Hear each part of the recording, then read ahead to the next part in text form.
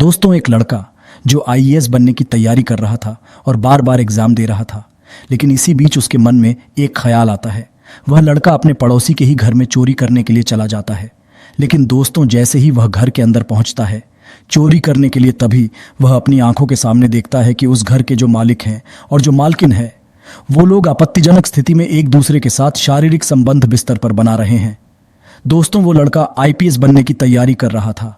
वो वहां पर चोरी करने तो गया था, लेकिन चोरी करना छोड़ देता है और अपनी आंखों से दोनों को संबंध बनाते हुए देखने लगता है। तभी उसके दिमाग में एक आइडिया आता है और वह अपना पॉकेट से फोन निकालकर मालिक और मालकिन का वीडियो बनाने लगता है। दोस्तों, वीडियो बनाने के बाद वह लड़का वहां से मालकिन का मोबाइल चुराता है और फिर अपने घर चला जाता है। लेकिन अगले दिन वह लड़का उस वीडियो को मालिक के फ़ोन पर भेज देता है और उनको ब्लैकमेल करने लगता है। उसके बाद जो होता है शायद आप लोग सोच भी नहीं सकते हैं। दोस्तों, वह लड़का पढ़ने में बहुत ज़्यादा तेज़ था, अच्छा खासा परिवार का रहने वाला था और कई बार आईएएस और पीसीएस का एग्ज़ाम भी दे चुका था। लेकिन सोचने वाली बात यह है कि आखिरकार उसको चोरी करने की ज़रूरत क्यों पड़ी और वह चोरी करने गया था तो वीडियो क्यों बनाने लगा। और जब पूरी घटना को आप लोग जानेंगे तो आपको भी अपने कानों पर भरोसा नहीं होगा। दोस्तों, वह लड़का वीडियो बनाने के बाद एक ऐसी घटना को अंजाम देता है जो शायद सच में दिल को दहला देने वाला था। लेकिन दोस्तों, वीडियो में आगे बढ़ने से पहले वही आप लोग से छोटा सा रिक्वेस्ट है कि अगर आप लोग हमारे चैनल पर पहली बार है तो चैनल को सब्सक्राइब कर लीजिए और वीडियो को लाइक कर दीजिए, ताकि जो मेरा हौसला है वो और भी ज़्यादा बढ़ता रहे और भी ज़्यादा इंटरेस्टिंग कहानियाँ ऐसे ही मैं आप लोग को सुनाता रहूँ। दोस्तों, ये छठी घटना उत्तर प्रदेश के छत्तीसगढ़ की है।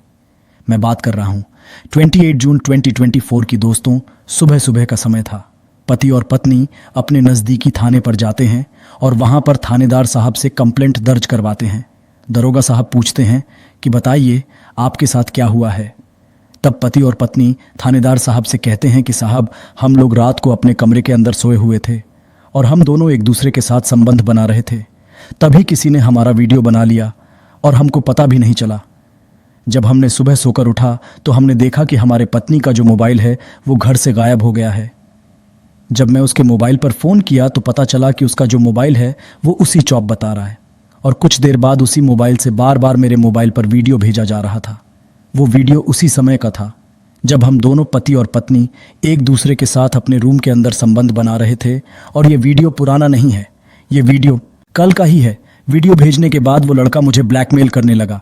वो मुझसे 1 लाख का डिमांड कर रहा था और वो मुझसे बार बार कह रहा था कि अगर मैं उसको पैसा नहीं दूंगा तो वह वीडियो को वायरल कर देगा और हम लोग की इज्जत को बर्बाद कर देगा।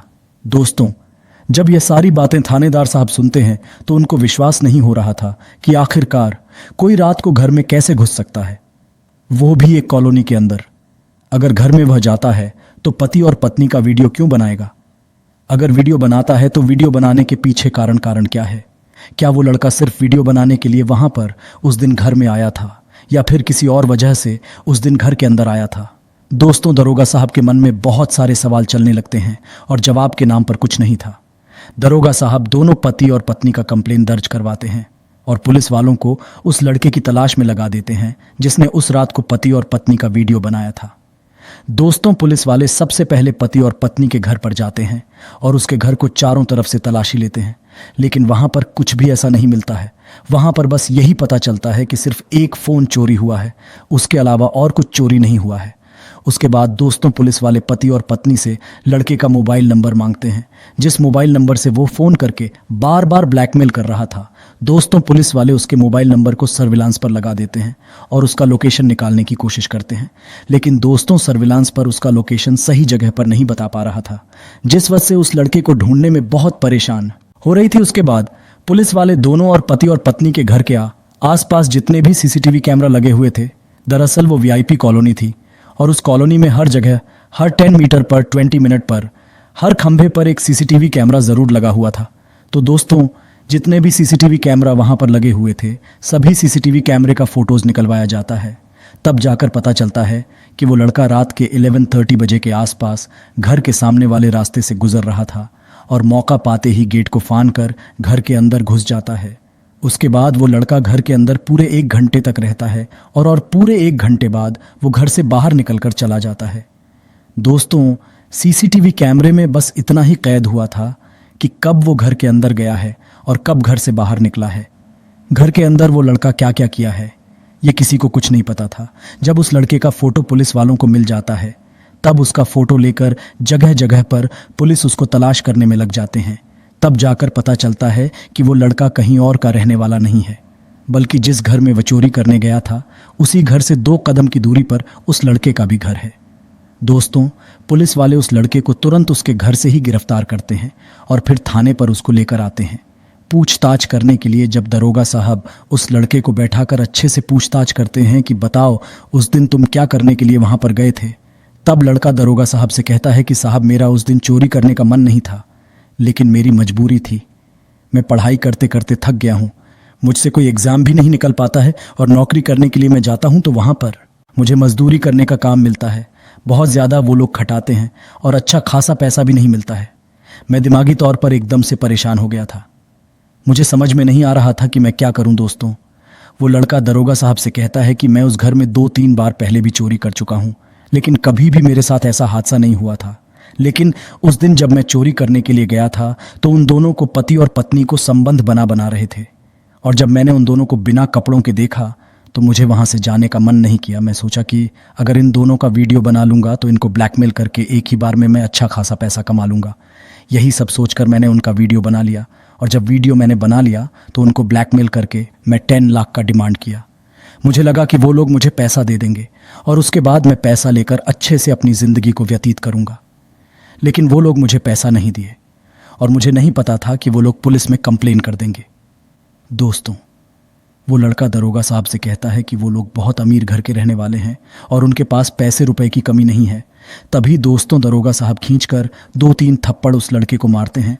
तब जो लड़का है वो रोने लगता है और कहता है कि दरोगा साहब हमसे बहुत बड़ी गलती हो गई है, हमको माफ़ कर दीजिए, आज के बाद हम ऐसा काम कभी भी नहीं करूँगा। दोस्तों, दरोगा साहब जब उस लड़के से पूछते हैं कि तुम कब से आईएएस और पीसीएस की तैयारी कर रहे हो, सिविल सर्विस की तैयारी कब से कर रहे हो, तब वो लड़का कहता है कि सर अभी मेरी उम्र 28 साल की हो गई है और जब मैं 20 साल का था तब से मैं आईएएस और पीसीएस की तैयारी कर रहा हूँ और कई बार मैंने एग्ज़ाम भी दे चुका है, लेकिन एग्ज़ाम में मैं पास नहीं होता हूँ, मैं हर बार फेल हो जाता हूँ। तब दरोगा साहब कहते हैं कि वो मोबाइल कहाँ है जिस मोबाइल को तुमने चुराया था। तब वो लड़का आप अपने पॉकेट से मोबाइल निकाल कर दरोगा साहब को दे देता है। तब दरोगा साहब पूछते हैं कि एक बात बताओ, इस मोबाइल का पासवर्ड तुमको कैसे पता चला। तब वो लड़का कहता है कि सर 2 दिन पहले ही मैं उसके घर के बाहर बैठा हुआ था, तो जो पति और पत्नी है उनके बच्चे बाहर मोबाइल लेकर गेम खेल रहे थे, तभी मुझे वहाँ पर उनके मोबाइल का पासवर्ड का पता चल गया और उसके 2 दिन बाद मैं घर में चोरी करने गया, इसलिए मुझे उसका पासवर्ड पता था, मुझे याद था। दोस्तों, दरोगा साहब को उस लड़के की बातों पर भरोसा नहीं हो रहा था।